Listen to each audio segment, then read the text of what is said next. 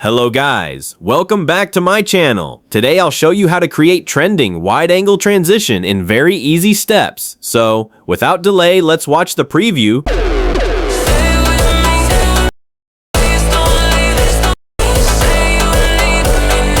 Tutorial.